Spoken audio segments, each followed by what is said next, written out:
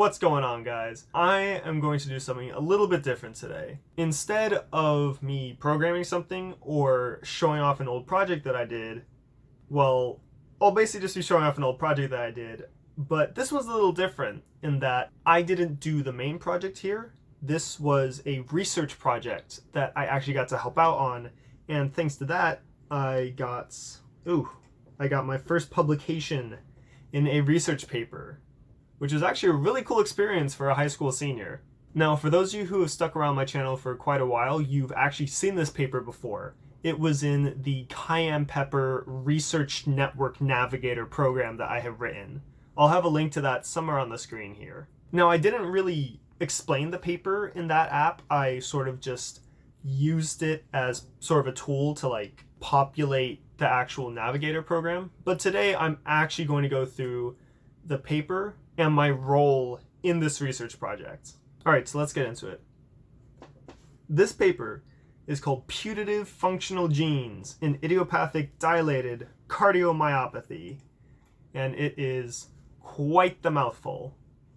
So what is this entire paper? And what is this ad for? That's very interesting. But anyway, back to the paper. So, Idiopathic Dilated Cardiomyopathy, or DCM, is a complex disorder that messes up your heart, and it has cardio and it has myopathy, and myopathy does not sound good, and I don't think you want your heart dilated, so obviously we know this isn't good. Now, as the paper states, it does have a lot of genetic factors, but also epigenetic and transcriptomic. So I will be explaining all these weird bio terms like this throughout the video. Now that I think about it, it does seem weird that I would be involved in such a bio paper, but this isn't pure biology. This is bioinformatics. Bioinformatics is a subsection of computer science where you use the computational power of computers and algorithms to solve biology problems. You know, stuff like this, like how maybe you might want to create a drug to suppress a certain gene that might be causing you cancer or some other horrible disease, stuff like that. So with this, we created, or rather, the other researchers created Hridaya. It's this really cool sort of machine learning backed ranking method, so that way you can give it a gene and it will tell you basically how likely that gene is to being part of the problem of DCM here. That sounds like a weird music craze, DCM. If I ever start a band, it'll probably be called DCM. Or Java and the JavaScripters. Please don't ever let me start a band. Okay, so what this project here does, according to, let's see, where can I find it? I had this open just now, I was reading through it, it's actually pretty interesting. Yes, so we have 5 different analyses that they put through for every gene. They collect a whole lot of data on a whole big sample set, and that's how they feed their machine learning model. Now, there's actually 2 different machine learning, there's 2 different entities that they run all the data on when they actually want to look at it after they've trained on the sample sets. So I'm going to get into a bit more of that in a minute, but I just want to show you guys what we're dealing with in terms of input data. So first, the predicted genes are associated with cardiovascular functions. So they're mostly looking at genes that you know deal with the heart. And then their knockdowns in mice include cardiac abnormalities, which means scientists have done previous live experiments on these genes where they sort of splice them out of mouse genomes, and then they looked to see how it affected the mice as they grew up. Evidently, it messed up their hearts. So we know these are very important heart genes that we're dealing with here. Third, their inhibition by drugs cause cardiac side effects in human. Basically the same thing, but for humans, and I guess we're not taking it out of the genome and raising a child from that. We are just giving a human a hopefully temporary drug and checking out the side effects. Fourth, they have to have differential exon usage between DCM and normal samples. Exons are it's like a part of the DNA. I think between regulatory genes, but don't quote me on that because I'm not sure. I haven't quite worked with introns and exons too much in research before, so I don't really know what they are. But the point is, it changes when you change that, it changes important stuff. So that's how you know the input genes are actually like relevant and whatnot. And then fifth, analyzing 213 individual genotypes, we show that regulatory polymorphisms of the predicted genes are associated with elevated risk of cardiomyopathy. So what I get from this is you take the genes that are regulating these genes that you want to look at, like you take the ones that support them, right? And if those supporting genes change, then it messes up the whole system. So you're looking at systems that are very particular, like they've evolved in a very particular way over time. So you know they're important. So basically this is the sort of data that we feed, or that the researchers feed into these machine learning models. And so that way, later on, we could put in any other gene and then figure out how likely is it to be a factor in DCM, which I think is really cool. It's awesome that you can use machine learning for, very relevant biological insights, like figuring out which genes affect cardiomyopathy. Therefore, which genes would you want to develop new drugs for to help against cardiomyopathy? And it's actually, this is like the perfect application of machine learning, because it's basically, at its core, it's supposed to be a data science tool. You have this enormous sample set of data, but you have an even bigger set of potential data that you might want to analyze. You look for patterns within that input set, and then you can sort of apply that to the much larger set and find the same patterns and get insight based on that. It's actually a really cool application of computer science, and I do want to get into it more. Let's go down to results here. Results, integrating all of this stuff. Herdaya hierarchically estimates the potential of a gene to be a functional gene of DCM in a supervised fashion. Yeah, so it looks like we have supervised learning here. I don't know, I'm not too much of a machine learning expert. Okay, so I'm going to click on figure 1 in a minute, but first I just want to read this real quick. So Herdaya is made up of 2 supervised support vector machines, which I guess is a sort of machine learning model, like separate from neural networks. I don't know what a SVM, how you would build one, what it looks like, but I might actually build one in a later video if I feel like getting into it. That would actually be pretty cool. So if you want to see me build a support vector machine for, I don't know, something, maybe like language recognition, that'd be pretty cool, leave it down in the comment section down below. Okay, so we have 2 of these SVMs, so 2 little machine learning entities, a disease functional estimator and a DCM component estimator. So this disease functional estimator is going to give you a rough estimate of like the probability that any given gene is associated with some disease. And the DCM component estimator tells you the probability that a gene is going to be DCM specific, is at least what I get out of this results section in the paper. Disease functional estimator, 2 classes of genes, functionally linked to any human disease in the HPO, which is the human phenotype ontology. So that's where they got a lot of this data from. The HPO is essentially just this big old database of, I suppose it just tells you like, which genes might cause which phenotypes, especially diseases and other such manifestations of proteins and whatnot. That wasn't very biologically accurate, but I'm primarily a computer scientist. I'm still learning the biology side of all this.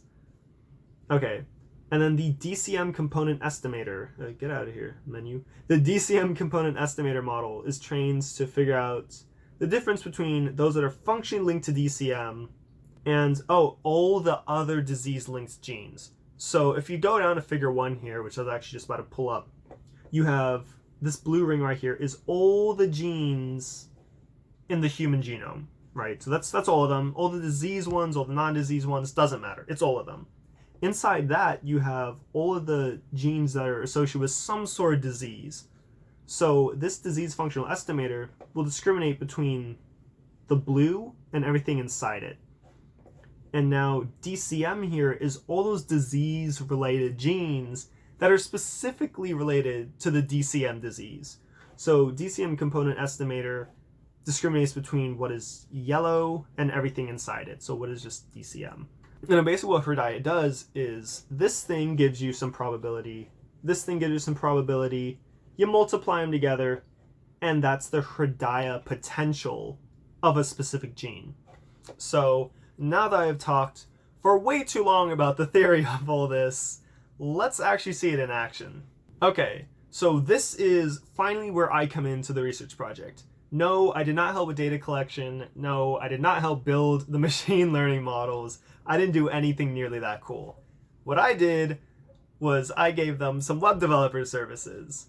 So they had this really awesome research paper, right? Once they had trained these machine learning models, they passed in like a huge amount of human genes into their program, and they figured out the Herdaya potential of every single gene. And they had in this big old R data file. Now, they wanted there to be a way for people anywhere to look up the Herdaya potential of any given gene.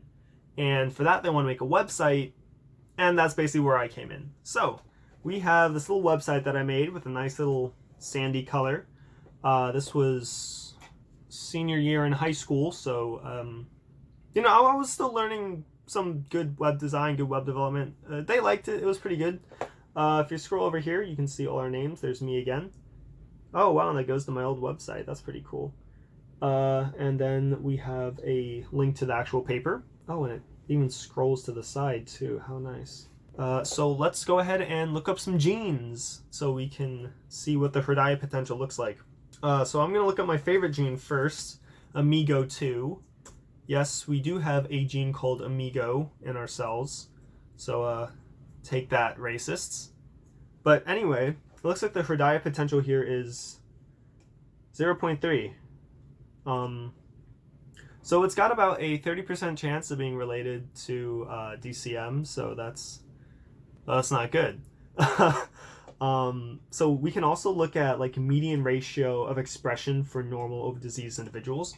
So protein coding genes like Amigo2 here, they have some expression level, which basically means like, it's a protein coding gene. So when you're, and I'm sorry for any biologists who might be watching this, but this is going to be a horrible explanation. So when your cell is ready to make proteins, yeah, we'll go with that. When your cell's ready to make proteins, all your DNA, like unravels and like goes through the ribosomes or something. That's like little protein factories.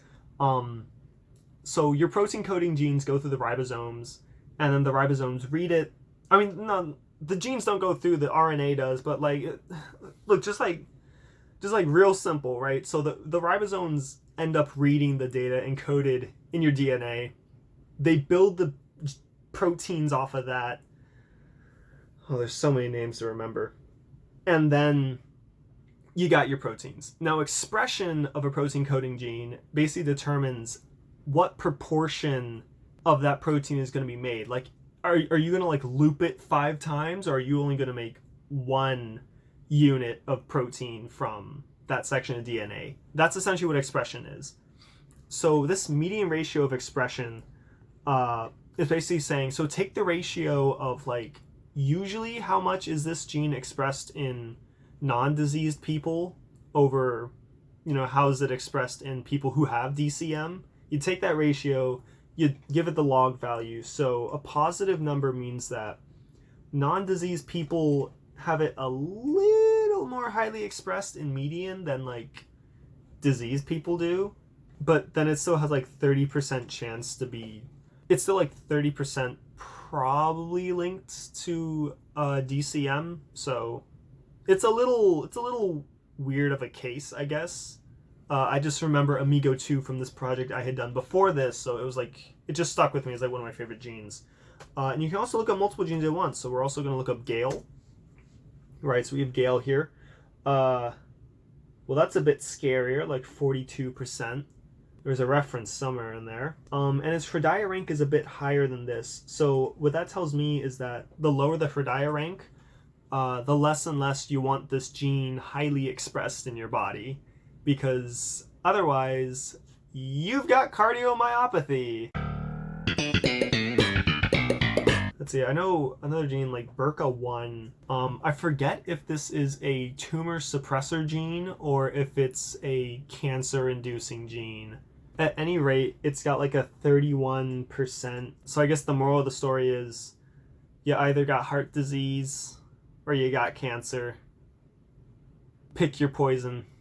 You know what? Actually, as a matter of fact, which one would you rather have, heart disease or cancer? Put it in the comment section down below. Hey! Oh, that is not going into the final video. Alright, moving on. Let's see, which other genes do we have? We have Amigo 1 and Amigo 3. I can't remember if we have Amigo 4 or not. We don't have Amigo 4. Okay, well, the 3 amigos, I guess you could say. Now, that is all I have really to show you guys of this little, my very tiny contribution to this very cool research paper. So what does this mean for some of my future projects maybe? Well, now that I've finally taken the time to go through and read most of this paper, I probably will mess around with scalable vector, some SVMs. What were they called again? Support vector machines. There we go. I love Control F. Yeah, I definitely do want to take a look at support vector machines in the future. I have actually built a few simple neural networks. You can see those in my Civilization Simulator projects. But I do want to get into like some more advanced machine learning. I think that'd be awesome. I do also want to do some more bioinformatics related stuff on this channel. Like eventually you might see me do like what is bioconductor. I've done what is R, which is actually what I use for the backend for the app. There's a library called Shiny R.